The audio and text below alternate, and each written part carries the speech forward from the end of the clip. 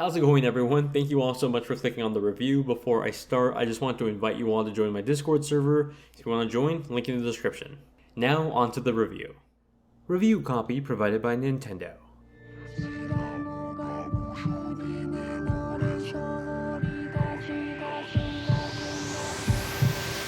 Fire Emblem Three Houses marks the first time the series has come to a home console in well over a decade. It continues the trend set out by Fire Emblem Awakening, making the series approachable to newcomers while evolving the ever-expanding gameplay for one addicting and incredible experience.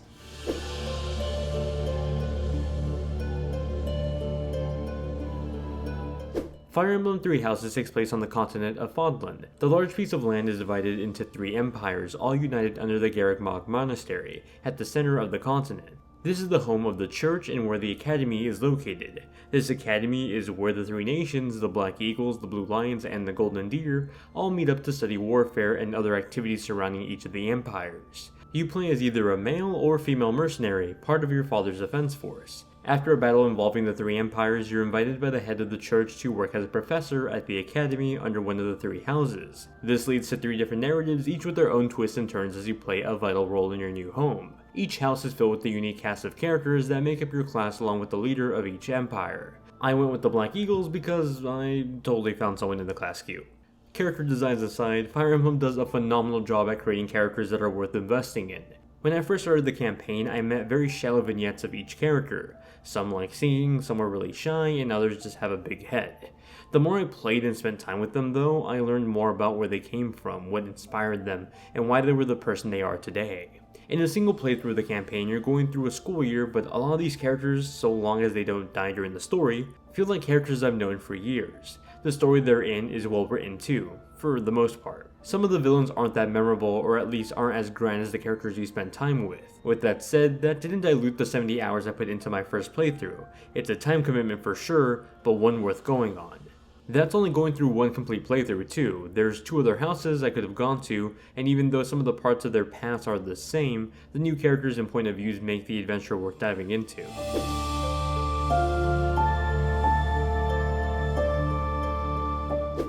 If I had to describe Fire Emblem Three Houses on the spot to anyone, I'd call it classic Fire Emblem tactical RPG with a mix of Harry Potter and Persona.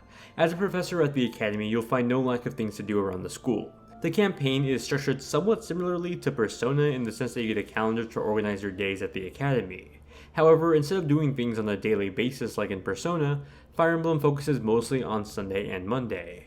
Sundays are lecture days where you're able to work with your students to better their stats, skills, and classes. Lecturing focuses on picking a student to teach, giving them experience towards a specific skill type, one of the many fighting styles a character can have. Depending on the character's motivation that day and activity points available, you can spend more time working with your students. Your ability points are directly connected to your professor level, and your student's motivation is tied to how much they like you, if they're rested, and so on. Giving your students exams or certifications let them change their class types, and assigning jobs to them can upgrade their support levels. All in all, instruction days feel like a management system of investing in your class as a battalion more than as your students. The parallel to that are Mondays or free days. This is where you're open to do whatever you want at the academy. It's a fairly large place with plenty of things to do. Gardening, fishing, training, and cooking are just some of the many things you can do around the academy to boost the morale of your students. Actually, you'll find students from other houses here too. You can talk to them and try to recruit them over to your class, but that depends on your professor level and if you have the reputation for being a good teacher at the subjects they care about. Aside from being a good teacher, you can interact with your students and build relationships with them too. You're the only character in this game that can actually date others, and if you work on building someone's support level, that can eventually lead to marriage. Just like the instruction days, these activities are limited to the number of activity points earned, so it's always better to make the best use of your time per day. At first, exploring was a lot of fun. It was new, there was a lot to do, and building relationships was alluring. Over time, it did start to become a bit more routine though. I would have loved to see more activities become available as I progressed through the story, to at least keep things feeling fresh. I wouldn't say this part of the game ever got bad, just more tedious after being so many hours into the adventure. The other main aspect of Three Houses is the combat that feels very much like the 3DS counterpart brought over to the Switch with an elevated presentation and some modifications. You can still play in either casual mode where fallen troops can come back to life after a match, or classic mode where everything is permadeath. However, using the Divine Pulse ability lets you redo up to 3 turns per battle, letting you save a fallen friend.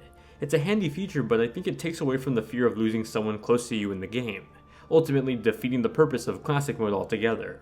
Another change is the weapon triangle. Instead, characters can now focus on certain classes but still maintain different types of weapons, earning abilities for each one of them. Weapons also have a durability to them that falls apart over time. Using special abilities, for example, leads to more powerful attacks, though at the cost of losing your weapon faster. In general, the combat felt both approachable at first while also getting progressively more challenging the deeper I got into the story. These battles happen at the very end of each month when you go on the main story mission. They follow the same grid-like system of previous games, though now with a fleshed out 3D model that adopts the look of Fire Emblem Warriors. Aside from some of the forgettable villains and the degrading of the permadeath system, I was hooked on these new battle mechanics.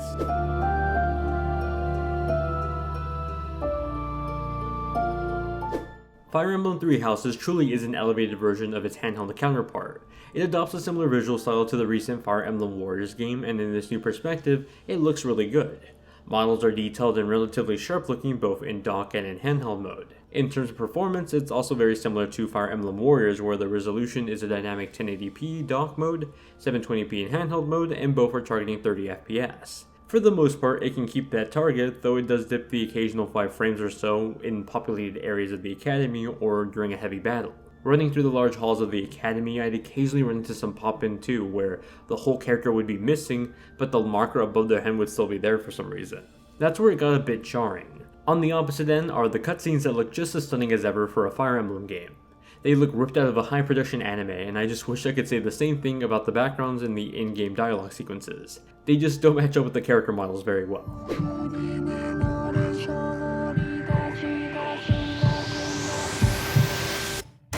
Fire Emblem Three Houses once again delivers on the series' trend of having an awesome soundtrack. It both features some new tracks that get me pumped to jump into battle, and new renditions of classic songs that made me both smile and feel reminiscent of the series as a whole. Just as well done is the voice work for all the characters. I played my first playthrough in English and an introduction of a second playthrough in Japanese, and both seemed like great attempts to capture the different personalities of the characters, representing all their little quirks. While some of these JRPGs sound significantly better in Japanese than in English, Three Houses delivers on both fronts.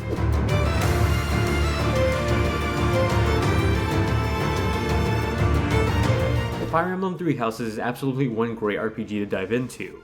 As a veteran to the series, I still felt challenged in some aspects, but also welcome as if this could have been someone's first dive into the series. The new everyday life tasks of the Academy are enjoyable and worth investing in, and the combat feels more rewarding the closer I got to the endgame.